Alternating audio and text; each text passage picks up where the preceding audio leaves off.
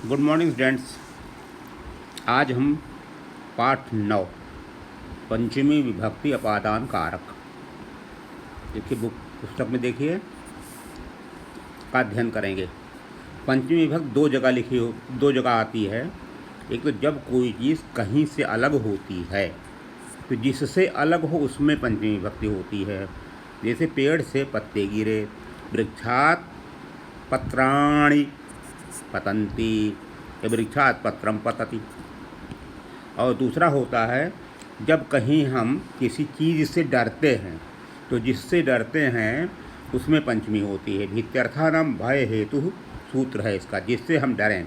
जैसे वह कुत्ते से डरता है तो सह कुक्कुराद बिभेति, कुक्कुर में पंचमी लग गया। अब हम आपका लेसन पढ़ रहे हैं जल चक्रम। जलम बिना न कोपि जीवः जीवति। जलम बिना, बिना के योग में द्वितीय होता है। जल के बिना कोई भी नहीं जीव जीवित रहता। अतः जलम जीवनम अस्ति, इसलिए जल जीवन है। ऐसा धरा जलेन समृद्धा अस्ति, यह धारा माने पृथ्वी जल से समृद्ध है, भरी हुई है। अतः अत्र जलेन पूरितः, अत्र माने यहाँ, जल से भरे हुए, पूरिता भरे हुए। कूपाः कुएं, तड़ागाः तालाब, नद्यः नदियाँ, समुद्रादयः समुद्र आदयः समुद्र आदि, जलाशयाः जलाशय हैं। सूर्य से किरणैः, सूर्य की किरणों के द्वारा जलाशयों का जल गर्म होता है। उष्ण माने गर्म, उष्ण जल, गरम जल वाष्प रूपेण, वाष्प माने भाप के रूप में, परिणतम भवति बदल जाती है, परिणत हो जाती है।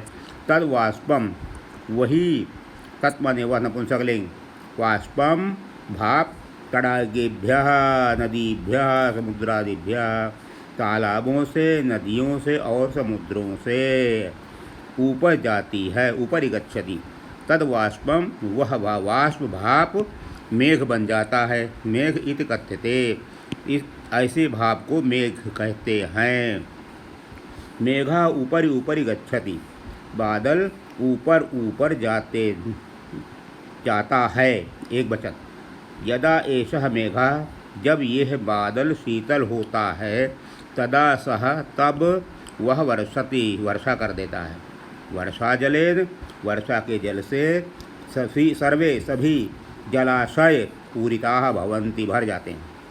एवं जलाशयेभ्यः, इस प्रकार जलाशयों से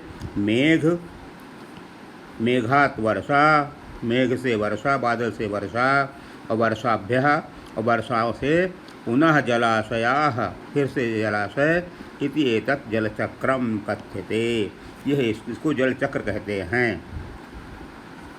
अब आप देख लीजिए, वृक्षा पत्रम पतति, वृक्ष से पत्ता गिरता है।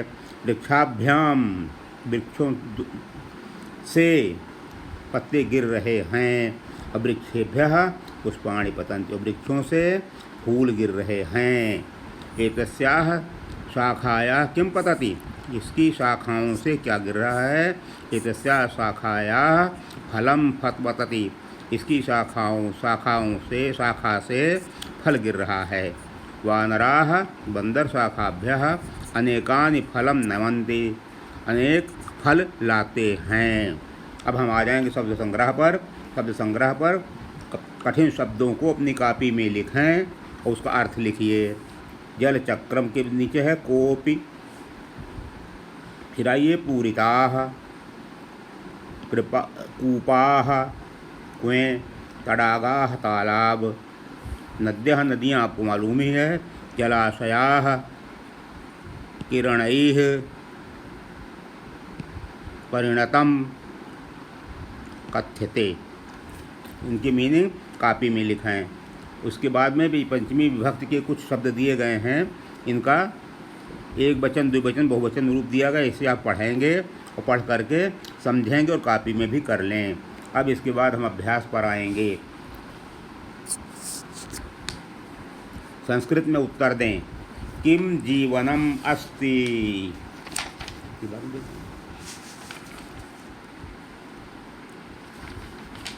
किम जीवनम अस्ति, तो इसका अर्थ है, अभी हम आपको लिख के भी दे रहे हैं, और उसको आप देख लीजिएगा। उत्तर है इसका जलम जीवनम अस्ति, जल जीवन है।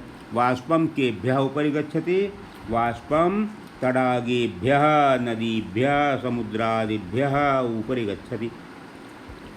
वर्षा जलेन के पूरिता भवन्ति, वर्षा जल से क्या भर जाते हैं, तो कहते हैं वर्षा जलेन जलाशयाः पूरिताः भवन्ति। कस्मात् वर्षा भवन्ति, यदा मेघः शीतलः भवति तदा सः वर्षति। वानराः काभ्यः अनेकानि फलानि नयन्ति, वानराः जनेभ्यः अनेकानि फलानि नयन्ति। अब इस पर आ जाइए, फिल इन द ब्लैंक्स पर विभक्ति बदलें। एक वचन दिया हुआ है, कहीं कहीं द्विवचन त्रिवचन बहुवचन के रूप दिए गए हैं, इनको आपको भरना है। पुल्लिंग स्त्रीलिंग नपुंसकलिंग शब्द को समझते हुए। देवाः बहुवचन, एक वचन, एक प्रथमा विभक्ति में बहुवचन देवाः, तृतीया विभक्ति में देवैः, बालकैः होता वैसे देवैः पुल्लिंग है, और यहाँ पर देवेभ्यः।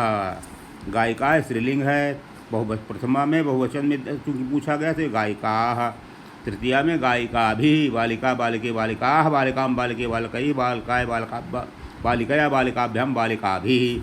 फिर यहाँ पर पंचमी में बालिकाभ्याः। हस्ताः बहुवचन, हस्तैः द्विवचन, एक वचन लिखा हुआ है यहाँ, हस्ता हस्तौ हस्ताः, यहाँ हो जाएगा हस्तेन हस्ताभ्याम हस्तैः हस्ताभ्याम हो गया। आम्रम आम्रेण आमरेभ्यः, लता लतया लतायाः, बालिका का रूप लिखाया गया पहले आपको। नपुंसकलिंग में आइए, विमानम विमाने विमानेभ्यः, विमानेन विमानेभ्यः। प्रश्न नंबर 3 पे आइए, उचित रूपों में रिक्त स्थानों की पूर्ति करें। अब मैंने बताया था अभी भय के अर्थ में पंचमी होता है। अब देखिए, सर्पः नकुलात् बिभेति, नेवले से डरता है सांप, इसलिए नेवले में पंचमी लग गया। केशवः ग्रामात् नगरम गच्छति, ग्राम का पंचमी ग्रामात्। अयोध्या का पंचमी अयोध्यायाः, वनम गच्छति, अयोध्या से वन गए जाते हैं। एताभ्यः शाखाभ्यः, शाखा का बहुवचन शाखाभ्यः। त्वं कस्मात् विद्यालयात् गच्छति, विद्यालय में पंचमी बहिर्गच्छति, बाहर निकल रहा है, किस विद्यालय से जा रहे हो। प्रश्न नंबर 4 पे आइए, दिए गए सर्वनामों के उचित रूपों में से रिक्त स्थानों की पूर्ति करें। तत्का तत्तेतान तत्तेतान तेभ्यः, ताभ्याम तैः।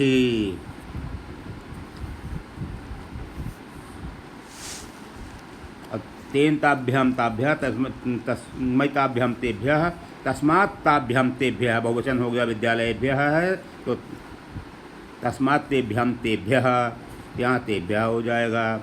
एक वचन है यहाँ पर तो गोविंदः, तो तस्मात् आ जाएगा।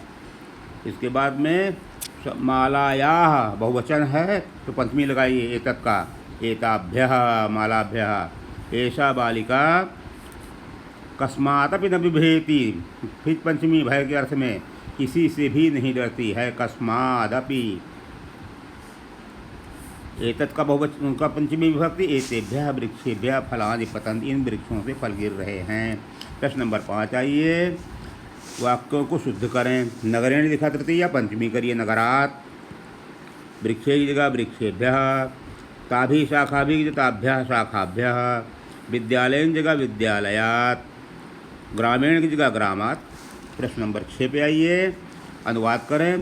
त्वं कस्मात् मंदिरम आगच्छसि, मंदिरात् आगच्छसि, तो मंदिर से आ रहा है, तो किस मंदिर से आ रहे हो, अंदर से निकल रहा है, अलग हो रहा है। अहम आपणात्, मैं बाजार से। बालकेभ्यः मोदकानि आनयामि, बालकों को लड्डू ला रहा हूँ। गृहात् बहिः, घर के बाहर एक वाटिका है। हिमालयाद गंगा प्रवहति, हिमालय से गंगा बहती हैं। छात्राः ग्रामेभ्यः नगरम पठनाय आगच्छन्ति, गांव से नगर में पढ़ने आ रही हैं। संस्कृत में बात करें, ये फल